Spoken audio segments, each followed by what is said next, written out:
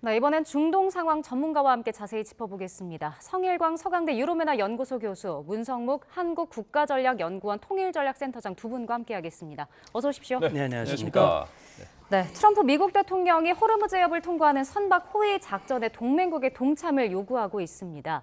각국의 안보 우산을 빌미 삼고 있는데 관련 발언부터 먼저 들어보겠습니다. You have to remember, we have 45,000 troops in Japan. We have 45,000 troops in South Korea. We have 45,000, 50,000 troops in Germany. We defend all these countries. And if we ever needed help, they won't be there for us. I've just known that for a long period of time. We strongly encourage the other nations to get involved with us and get involved quickly and with great enthusiasm.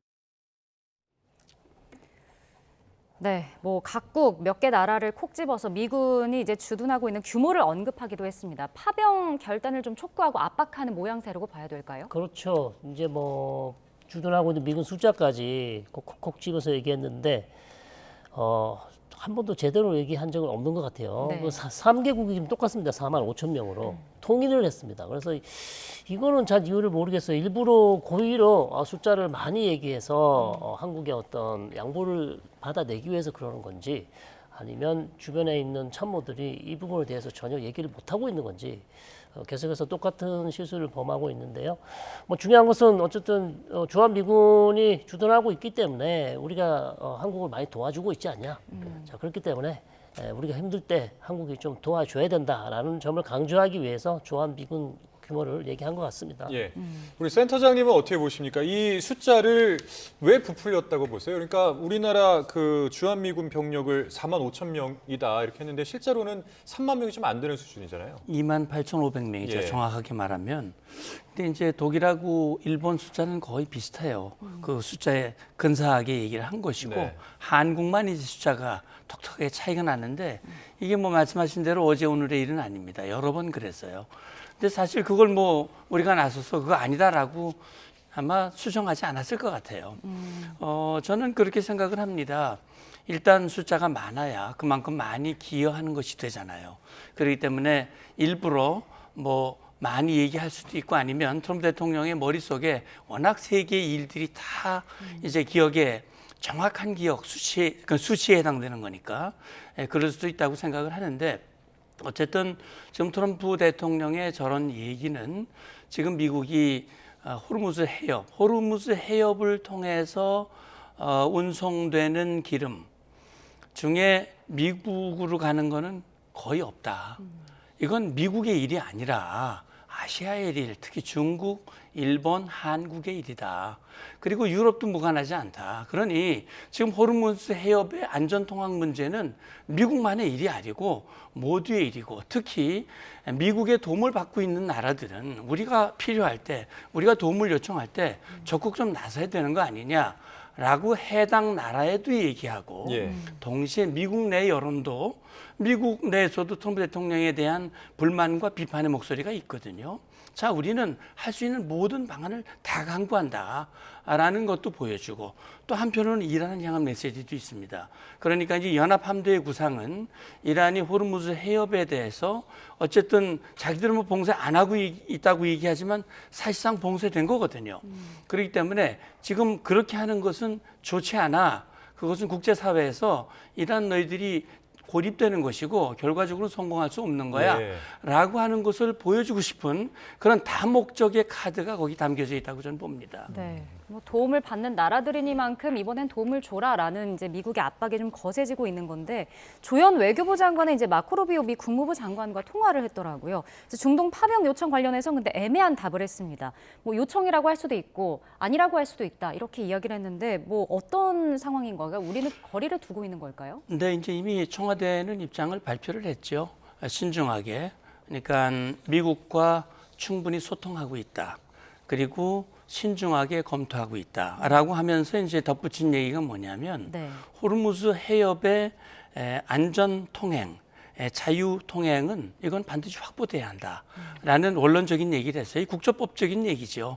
그러니까 지금 이란은 미국을 곤경에 빠뜨리기 위해서 호르무즈 해협을 지금 카드로 사용하고 있지 않습니까? 모스타바가 실지 첫 번째 낸 메시지에서 이 호르무즈는 강력하게 지렛대로 활용을 해야 된다라고 얘기하는 건데, 아시다시피 호르무즈 해협 봉쇄한다고 얘기해놓고 중국 배는 다 그냥 통과시키고 인도 배, 튀르키예 배 다 통과시켜주고, 그다음에 또 하는 얘기가 위안화로 거래하는 거는 통과시켜줄게. 그리고 또 심지어는 그런 얘기도 있잖아요. 그 미국 대사관, 이스라엘 대사관 쫓아내면 내가 다 통과시켜줄게. 우리하고 협조하면 다 할게. 저는요, 이란이 물론 이해는 됩니다. 미국과 협상을 위해서 그런 건 이해가 되지만, 그거는 매우 이 부적절한 그런 저는 조치라고 봐요. 그리고 거기에 직접적인 피해를 입고 있는 나라가 대한민국이거든요. 우리 유조선들, 우리 선원들 거기 묶여가지고 먹을 것 떨어지고 그 어려움 속에 있다고 하는 그런 보도가 여러 번 나오고 있지 않습니까? 예. 그래서 저는 조현 장관이 여기서 뭐 요청을 받았다, 우리가 어떻게 한다라고 결정할 위치에 있지 않죠. 그렇기 때문에 좀 더 그 루비오 장관이 협력을 요청한 건 맞습니다. 그러나 이게 이제 공식적으로 어떤 뭐 서한이라든지 이런 걸 통해서 우리에게 요청한 것은 아니기 때문에 아마 그런 부분들은 좀 봐야 될 것 같습니다. 예. 이게 이제 뭐 맞습니다. 공식적인 요청은 없었는데, 그런데 이제 우리나라는 사실 이제 미국의 어떻게 보면 이제 동맹 국가잖아요. 그러니까 이 자체 어떤 요청이 공식적으로 온다고 하더라도 이거를 뭐 수용하기도 그렇고 거부하기도 그렇고 뭔가 네.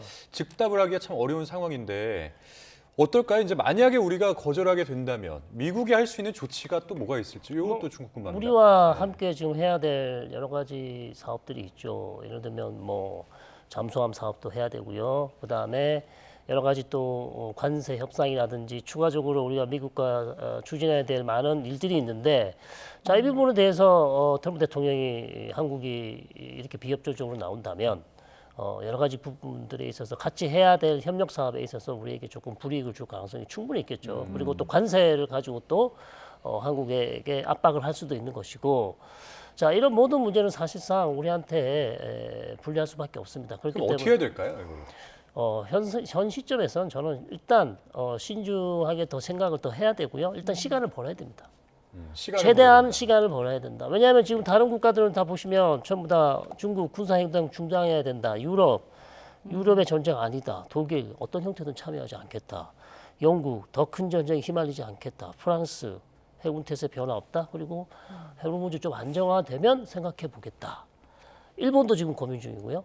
자, 그렇다면 우리가 뭐 굳이 서둘러서 여기에 대한 명확한 답변을 해줄 필요는 없고, 특히 우리는 국회 비준 동의가 있어야 된다라는 또 설명을 할 수가 있습니다. 실제 그런 부분도 또 점검을 해봐야 될 것 같고요. 여야 모두가 지금 신중하게 대처해야 된다고 좀 얘기를 하고 있기 때문에 네.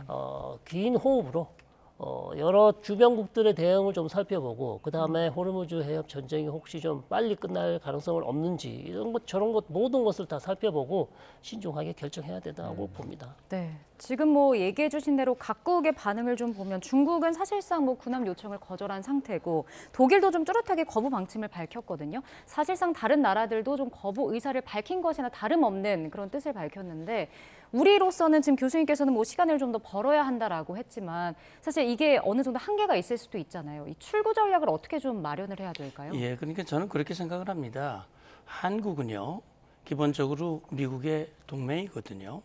그리고 우리는 6.25 전쟁 당시 미국의 도움으로 자유와 평화를 얻었어요.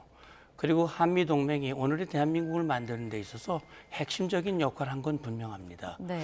물론 이번에 미국과 이스라엘이 함께 이란을 공격한 것, 공습을 한 것은 우리와 협의도 없었고 국제사회와의 협의도 없었고요. 특히 지금 트럼프 대통령이 저렇게 국제사회로부터 조금 외면 아닌 외면 같은 그런 것을 받는 것은 어떻게 보면 자업자득인 측면이 분명히 있어요. 왜 그러냐면 트럼프 대통령은 자국 중심주의, 미국 이익을 최고로 삼고 동맹도 모두 없다. 그러면서 나토도 동맹으로 여기지 않고 나토를 압박을 했고 국제사회를 향해서 관세의 이 카드를 휘둘렀거든요.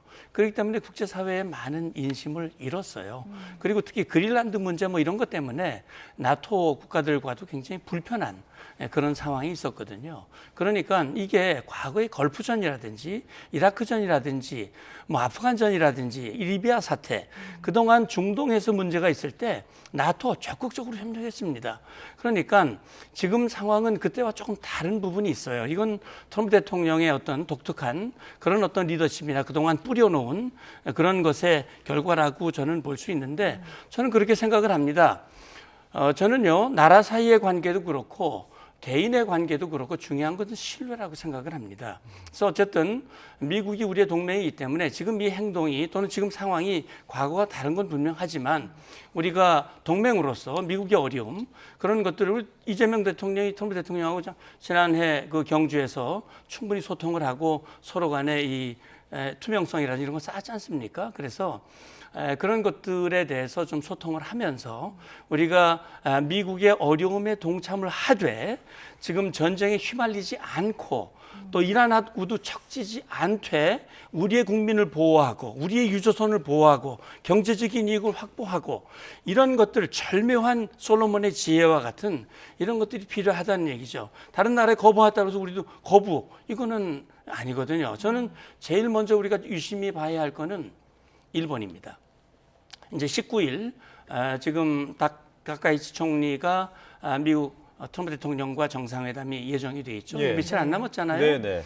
처음에 약간 좀 소극적인 태도를 취했던 이 다카이치 총리가 조금 긍정적인, 좀 적극적인 자세로 검토를 하고 있는 것 같아요.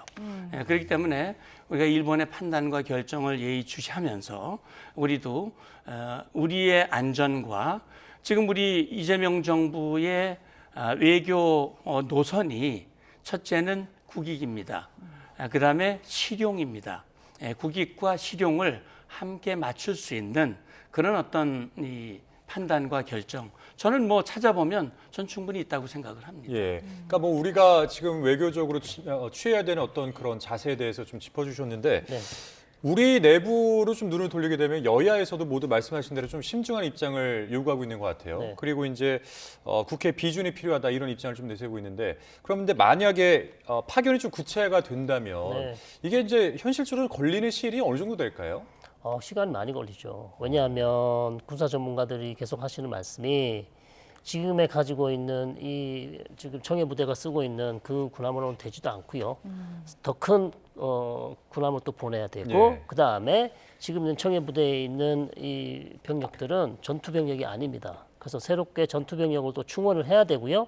그래서 선발도 해야 되고요. 구축함도 새로 마련을 해야 되고요. 그러면 시간은 최소 2달 이상 걸린다고 봐야 되겠죠. 지금 아무리 빨리 준비를 한다고 해도요. 그렇기 때문에 이게 단시간에 우리가 지금 파병을 할 수 있는 그런 상황이 아니라는 것이죠. 그럼 미국 그 트럼프 대통령은 이런 시간이 걸린다라는 것을 모르고 요청을 했을까요? 아니면 알고도 장기전에 대비하는 차원에서 요청을 했을까요? 저는 두 번째 말씀해 주신 게 맞다고 봅니다. 알고도 장기전을 예. 대비할 수도 있다고 봐요. 그렇다면 트럼프 대통령 입장에서는 이게 예를 들어서 뭐 2주나 3주 내에 끝날 것 같다. 자, 그렇다면 굳이 지금 이렇게 파병을 요청할 이유는 별로 없을 것 같고요. 아니면 이란을 압박하기 위한 수단으로 파병을 요청했을 수도 있어요. 그러나 시간은 그렇게 빨리 그렇게 급히 우리가 해줄 수 있는, 빨리 해줄 수 있는 상황은 아니라는 것은 명확히 트럼프 대통령도 보좌관들이 얘기를 해줬을 거거든요. 그렇다면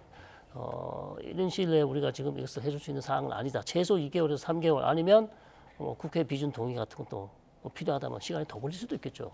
네, 그런 상황입니다. 그러니까 빠른 시간 안에 결론이 나긴 좀 어렵다라는 말씀이신데, 사실 지금 얘기해 주신 대로 군함 파견을 하게 된다면 이제 청해부대가 파견될 가능성이 계속 나오고 있거든요. 근데 청해부대 이 파견이 된다면 임무도 달라지게 되는 거고, 사실 뭐 위험 부담도 크고 뭐 기뢰 제거가 불가능하다고 하는데 현실적으로 어떤 상황인 걸까요? 그래서 저는 그렇게 생각을 해요.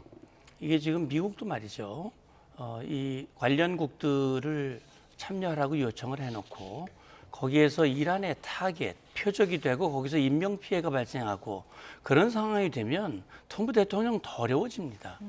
그렇기 때문에 저는 이게 호위 함대가 어떻게, 어떤 모양으로, 언제, 어떤 시스템으로, 어떤 환경에서 이루어질지는 지금 아무도 모릅니다. 네. 저는 그렇게 생각을 해요. 미국이 이렇게 하는 것은 첫째는 아까도 말씀드렸듯이 미국 내부에 관련된 그런 메시지일 수 있고요.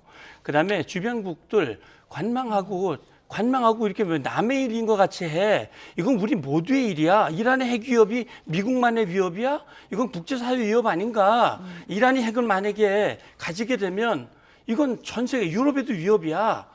이건 나 모두의 위협인데 왜 가만히 있어? 호르무즈 이거 우리 때문 아니잖아. 전 세계가 다 어려운 건데 왜 미국만 짐을 걷어야 돼? 다 관심을 가져야지. 이 메시지도 되잖아요. 저는 그렇게 생각을 해요. 지금 미국이 그렇게 얘기를 했습니다. 하르그섬 타격을 했죠. 그다음에 지금 뭐 애초에 미국이 이 작전의 기간을 4 내지 6주라고 그랬어요. 네. 지금 3주째예요. 그러면 그 얘기도 하면 앞으로 3주가 더 있어요. 그리고 이스라엘이 그랬습니다. 아직 타격해야 할 표적이 수천 개가 남아있다라고 얘기를 했습니다. 그러니까 지금 미국은 말이죠. 만약에 이 연합호위 함대를 호르무즈 해협에 투입을 한다면 적어도 이란이 어떤 형태로든 그게 무인 수상정이든 기뢰든 대한미사일이든 무슨 것이라도 적어도 연합호위 함대에 위협이 되지 않게 강력한 조치를 취한 후에 아마 투입을 해야 그래야 트럼프 대통령도 거기서 자기 부담이 덜어지는 것이거든요. 저는 그렇게 봅니다. 지금 이제 주일 미군 중에 2,500명 이 원정군 해병대 지금 이동을 시키고 있어요. 그다음에 항공모함 한 척을 더 함대를 이동시키고 있는 움직임도 지금 보도가 나오고 있고, 그리고 하르그섬 외에 이쪽 이제 다음 한 주는 아주 더 격렬한 그 타격을 할 것이다라고 얘기했는데 저는 아직은 추정입니다만 그 이란의 해안 특히 이 호르무즈 해협을 이 위협하는 그래서 거기에 민간 선박들 민간인들 모두 대피해라.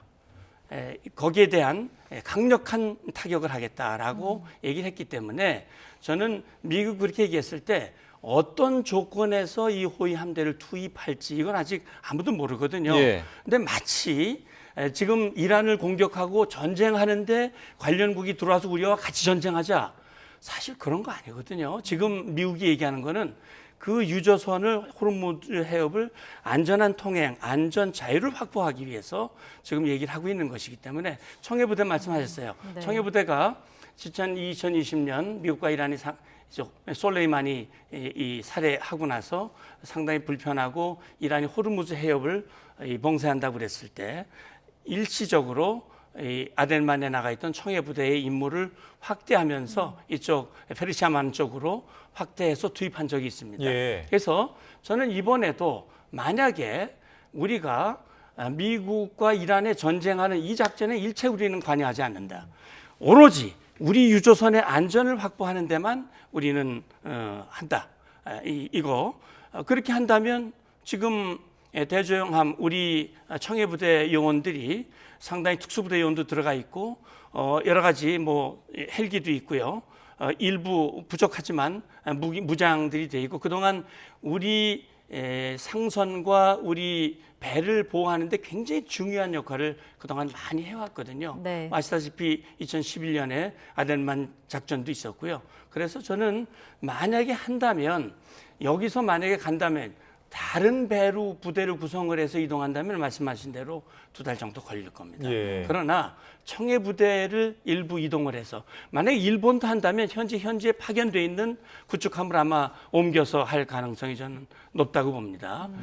지금 중국도 거기 파병돼 있고 다른 그 나라 함정들도 거기 많이 파견돼 있거든요. 그래서 그렇게 임무를 조정해서 하는 방안 아마 그런 것들이 좀 더 구체적으로 가능성, 합리적인 대안으로 나오지 않을까 저는 추정을 해봅니다. 예.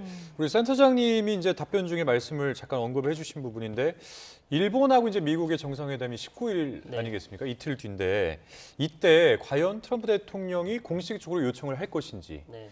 뭐 요게 이제 궁금하고 요거랑 별개로 지금 일본도 어쨌든 비공식적인 요청을 받은 것과 같은 상황이기 때문에 그렇죠.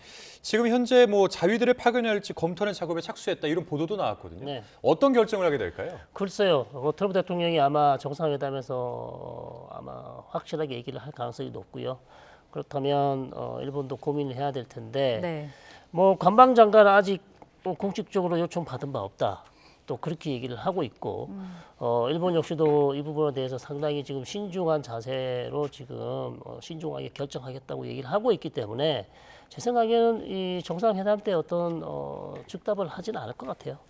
일본 역시도 이제 시간을 갖고 그다음에 일본도 당연히 뭐 다른 여야들 얘기를 또 들어봐야 되는 상황이기 때문에 여러 가지 상황들을 고려해서 일본도 결정할 것 같습니다. 그래서 저는 일본도 결정하는데 시간이 그렇게 빨리 결정할 것 같지는 않아요. 시간이 좀 많이 걸릴 것 같다 이렇게 보고 있습니다. 네. 근데 반면에 이제 미중 정상회담은 또 연기될 가능성이 높아지는 것 같더라고요. 네. 트럼프 대통령이 정상회담 열흘 앞두고 이제 이란 전쟁 해결을 위해서 좀 미루자, 연기하자라는 뜻을 밝혔다고 합니다. 속내는 뭘까요? 속내는 이란 전쟁을 빨리 끝내고 사실 정상회담을 했었어야 되죠. 전쟁을 빨리 끝내고. 근데 전쟁이 안 끝나잖아요. 그러니까 트럼프 생각엔 지금 3월 말까지 절대 전쟁이 끝날 가능성이 없다는 겁니다. 자, 그렇기 때문에 이 중요한 미중 정상회담을 한 달간 미루자. 그리고 일단 지금 트럼프 대통령 입장에서는 이란 전쟁이 가장 중요한 이슈이기 때문에 이 부분에 대해서 내가 집중을 하고 싶다라는 그런 뜻이고요. 또 한편으로는 중국에게 나를 좀 도와달라. 네. 이란을 좀 압박해서 도와준다면 정상회담을 뭐 예정대로 할 수도 있지 않냐. 그러나 지금 전혀 한치 앞을 내다볼 수 없고 교착 상태에 빠진 상황에서 내가 미중 정상회담을 전쟁 중인 국가를 내 나라를 떠나서 중국으로 가서 시진핑 주석을 만나서 정상회담 하기에는 적절하지 못하다라는 이제 그런 입장을 밝힌 것이죠. 아니 오늘 그리고 이제 또 저희 그 YTN에서 보도를 해드리기도 했는데 이런 내용도 있어요. 이란 전쟁 이후에 그 이란의 석유량이 지난해하고 뭐 큰 차이가 없다. 네. 지금 이제 전쟁 중이기도 하고 호르무즈 해협이 봉쇄가 된 상황인데 이게 이럴 수가 있는 겁니까? 그렇습니다. 이게 아마 CNN에서 보도를 한 것 같은데요. 제 생각엔 유가 때문인 것 같아요. 이란이 수출하는 뭐 중국에도 보내주고 있고 다른 곳곳에 일부 국가에 원유를 수출하고 있는데 수출선 즉 유조선을 만약에 미국이 공격한다면 또 그 화면이 또 영상에 나올 거고요. 그러면 전 세계 또 이 영상을 보는 사람들은 심리적 충격을 받겠죠. 또 유가가 또 오르겠구나. 그렇기 때문에 미국 입장에서도 어쩔 수 없이 이란이 수출하는 것을 막았으면 좋겠습니다만 오히려 막는 것보다는 그냥 놔두는 게 유가 안정에 도움이 된다고 그렇게 판단한 것 같습니다. 네, 그러니까 유가 상승에 대한 부담이 좀 미국도 있었던 것 같은데 며칠 전에 근데 미국이 이제 이란의 핵심 원유 수출 거점이죠. 하르그섬 군사시설을 공격했는데 그때 이제 당시 석유 인프라는 건드리지 않았었잖아요. 근데 이제 또 일각에서는 트럼프 대통령이 이제 하르그섬을 점령하기 위해서 뭐 지상전을 투입할 수 있다 이런 얘기도 나오더라고요. 어떻게 좀 보고 계십니까? 예, 가능성을 뭐 제로다 이렇게 말하기는 어려울 거예요. 왜냐하면 지금 전쟁 상황이 수시로 바뀌고 있기 때문에 사실 트럼프 대통령의 말이 2월 28일 직후부터 지금 한 3주째 지나오면서 여러 번 말이 바뀌었거든요. 네. 그건 그만큼 상황이 급박하게 변화되고 있다고 하는 것이고 원래 그렇습니다. 전쟁도 그렇고 무엇도 그렇지만 어쨌든 우리가 목표를 100% 달성하는 게 있고 100% 달성이 어려우면 90%, 80%, 70% 이렇게 목표의 수위를 낮출 수 있거든요. 네. 그러니까 지금 원래 목표는 뭐 이란의 핵 역량을 완전히 제로로 만들고 그 과정에서 하메네이 지도자, 왜냐하면 그 핵을 개발하는 그 중심 인물이 하메네이였기 때문에 이렇게 제거하면 이란 국민들이 일어나서 뭔가 레짐 정권의 변화, 그렇게 되면 아예 이란을 다른 나라로 바꿀 수 있으니까 아마 처음엔 그걸 아마 생각을 한 것 같은데 이제 그게 여의치 않기 때문에 조금 이제 상황을 낮춰서 핵시설 군사 역량을 제거하는 데 집중을 했는데 생각보다 복잡하게 호르무즈 상황이 펼쳐지고 있고 호르무즈 상황은 트럼프 대통령에게는 상당히 아픈 부분이기 때문에 예. 이걸 이제 해결하기 위해서 그동안 꽁꽁 숨겨두었던, 다시 말하면 일종의 레드라인으로 여겼던 하르그섬을 타격을 했는데 그것도 군사시설 90개만 타격을 하고 에너지 인프라는 타격하지 않았는데 그건 뭐 교수님 말씀대로 유가와 직접 연관이 있다고 생각을 합니다. 예. 그걸 타격했을 경우 얻을 이익보다는 입을 손해가 더 크다고 판단했기 때문에 일단은 유보한 것이고 그러나 열어놨어요. 그거를. 그러니까 트럼프 대통령도 만약에 끝까지 지금 이란 정권이 끝까지 저항을 하면 우리는 레드라인 넘을 수도 있어. 이걸 점령을 해서 이걸 꽉 잡아버리면 돈줄이 막혀버리기 때문에 돈줄이 막히면 어떻게 전쟁을 합니까? 이란 혁명수비대 봉급을 줘야 뭘 할 거 아닙니까? 뭐 그렇기 때문에 이거를 딱 장악을 하고 에너지 시설은 타격하지 않고 딱 장악만 하고 그리고 이란이 아 그래 그럼 받아줄게. 그러면 풀어주고 나오면 되니까 그런 것들도 하나의 옵션이 될 수 있거든요. 그러나 그것도 위험은 감수를 해야 되기 때문에 그 카드를 쉽게 내보이지 않는 겁니다. 그래서 아마 그 카드를 만약에 쓴다면 그 카드를 쓰기 위한 전제 조치들, 선행 그런 작전들을 충분히 한 후에 하더라도 하지 않을까라는 생각이 들고 저는 생각 외로 협상이 물밑에서 이루어지는 협상이 또 급진전될 가능성도 저는 전혀 배제할 수 없다고 생각합니다. 상황이 뭐 가면 갈수록 굉장히 좀 복잡 다단해지는 듯한 그런 생각이 좀 드는데 지상전이 또 본격화됐다고 그래요. 이스라엘이 좀 레바논 안에서 또 지상전을 본격화했다라는 건데 이렇게 되면 또 전선이 또 하나가 또 생기는 겁니다. 굉장히 또 복잡한 상황이 또 하나 더 추가가 되는 건데 왜 이 상황에서 이렇게까지 전선을 또 확대하게 되는 걸까요? 자, 이스라엘은 사실 이 전쟁 전에 레바논에 있는 헤즈볼라 단체에게 경고를 한 바 있습니다. 우리가 이란하고 전쟁을 하더라도 헤즈볼라는 절대 이 전쟁에 참전하지 마라. 참전하게 되면 우리가 대대적인 공격을 하겠다고 했는데 헤즈볼라는 전쟁 전에 알리 하미네이를 암살하면 우리가 참전하겠다고 약속을 했어요. 자, 그런데 알리 하미네이가 암살을 당했고요. 그러다 보니 헤즈볼라는 자기가 했던 말을 지키기 위해서 어쩔 수 없이 지금 참전하게 됐고요. 예. 그래서 이스라엘은 계속해서 지금 헤즈볼라, 즉 레바논의 헤즈볼라를 공격하고 있지만 민간인 피해가 계속 늘어나고 있는 상황이고 전선 하나가 더 커진 거죠. 자, 그렇기 때문에 설사 이란하고 이스라엘이 전쟁이 종결되더라도요. 예. 혹시 이란이 조건을 걸 수는 있어요. 헤즈볼라와의 전쟁도 중단해라. 자, 그렇다면 이스라엘이 헤즈볼라와의 전쟁을 중단할 수 있지만 만약에 조건을 걸지 않는다면 전쟁이 끝나더라도 이스라엘과 헤즈볼라의 전쟁이 계속될 가능성이 충분히 있다. 그리고 레바논에서 민간인 피해는 계속 늘어날 수밖에 없는 참 안타까운 그런 상황입니다. 네. 그리고 이스라엘 언론에 또 이런 보도가 나왔습니다. 어젯밤에 이제 알리 라리자니 이란 최고국가안보회의 사무총장에 대한 암살 시도가 있었다라는 내용인데 이거 어떻게 보고 계십니까? 네, 이게 이스라엘 언론 쪽에서 보도를 한 건데 사실 여러 사람이 지금 표적이 됐어요. 네.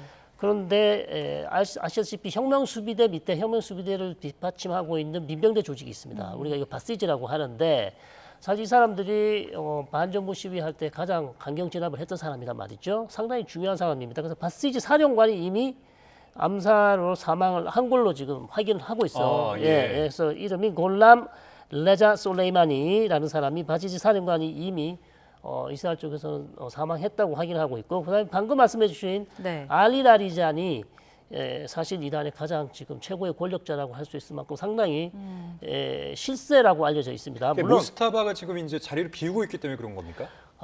무주타바가 자리를 비우다기보다도 지금 사실 전면에 나오지 않고 있고 그렇죠, 예. 그러니까 얼굴을 보이지 않고 있는 상황에서 사실 라리자니는 알리 하미네이가 살아생전 내가 혹시 유고가 되면 없어지면 나의 대행으로 알리 라리자니를 지목을 했어요. 뭐 최고 지도자로 지명한 건 아니에요. 임시 대행으로. 자, 예. 그만큼 이란 내에서는 상당히 권력자고 지금도 실세라고 얘기를 하고 있어요. 그렇기 때문에 이스라엘이 이 알리 라리자니를 암살 시도를 했다고 지금 보도가 났고요. 성공했을 가능성이 절반 이상이다. 이렇게 얘기하고 있습니다. 그래서 네. 근데 이제 하메네이 혹은 뭐 무스타바 이제 언론에 이제 많이 나오기 때문에 좀 익숙하긴 한데 이 알리 라리자니가 지금 이제 어떻게 보면은 2인자 격인 거잖아요. 그렇죠. 그러면 이제 지금 무스타바가 있지만 왜 2인자를 공격했을 것인가 이 부분이 좀 궁금해요. 자, 무스타바는 사실 지금 은신하고 있고 은신한 지 오래됐고 사실 정보를 취합하기 위해서 그렇게 쉽지 않을 수도 있고요. 물론 이스라엘은 계속해서 무스타바를 암살하려고 계속 노력하고 있을 겁니다. 시도를 이미 2차례를 했어요. 2차례를 했는데 다 실패를 했습니다. 자, 그런 상황이기 때문에 굳이 무스타바를 뭐 살려두기 위해서 고의로 암살을 안 한 건 아닌 것 같아요. 이스라엘은 분명 여러 차례 얘기했습니다. 무스타바도 우리의 암살 명단에 들어있다. 그러나 다만 어제 저녁에는 알리 라니자니가 공격을 받은 것은 뭐 확실한 것 같습니다. 네. 그리고 이제 모스타바가 선출된 과정과 관련해서도 이제 전해지는 내용이 있는데 뭐 8일 동안 왕자의 게임이 벌어졌다 이런 내용입니다. 그러니까 군부 세력이랑 온건파 사이의 권력 다툼이 치열했다는 건데 결국 모스타바는 군부 세력의 지지가 있었던 인물인 거잖아요. 이렇게 되면 반미 성향이 더 강해질 수밖에 없는 걸까요? 예, 그렇죠. 그러니까 뭐 사실 원래 이란의 이슬람 혁명, 호메이니로부터 시작된 이슬람 혁명이 세습을 반대해서 그걸 명분으로 혁명을 완성을 했는데 자기들이 세습을 하는 거거든요. 이거는 하메네이가 죽은 걸 이제 순교로 포장을 하고 그리고 이제 그 아들을 후계자로 세웠는데 그 민 세력이 군부 세력이고요.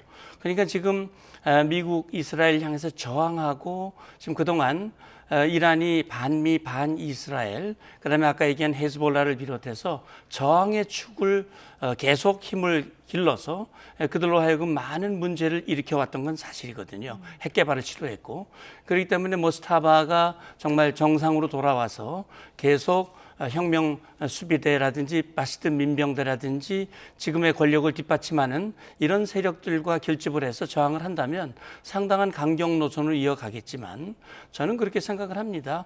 아무리 의지가 강해도 힘이 뒷받침 안 되면 지속하기는 어려울 수 있습니다. 그렇기 때문에 이 상황을 너무 부정적이거나 비관적으로 볼 필요는 없지 않을까 저는 그렇게 생각합니다. 그러니까 온건파가 있었지만 강경파가 이제 정권을 잡았고 권력을 잡았고 거기에서 모스타바는 지금 어떤 언론에 공개되지 않은 상황에서 2인자가 축출이 됐단 말이죠. 그렇습니다. 이렇다면 계속해서 뭔가 공개가 되는 그 후계자는 지금 타겟이 될 수밖에 없는 거 아니에요? 그렇죠. 전쟁이 계속되는 한 이스라엘의 기본적인 지금 기조는 이란의 지휘부를 계속해서 암살해서 내부 분란과 동요와 혼란을 일으켜서 이란 정권의 붕괴를 노린다. 이것이 지금 이스라엘의 기조이기 때문에 계속해서 누가 대체자가 오더라도 이스라엘은 계속 암살할 가능성이 높다. 이렇게 보고 있습니다. 알겠습니다. 오늘 두 분 말씀 여기까지 듣겠습니다. 지금까지 성일광 서강대 유로문화연구소 교수, 문성묵 한국국가전략연구원 통일전략센터장 두 분과 함께했습니다. 오늘 말씀 고맙습니다. 고맙습니다. 네.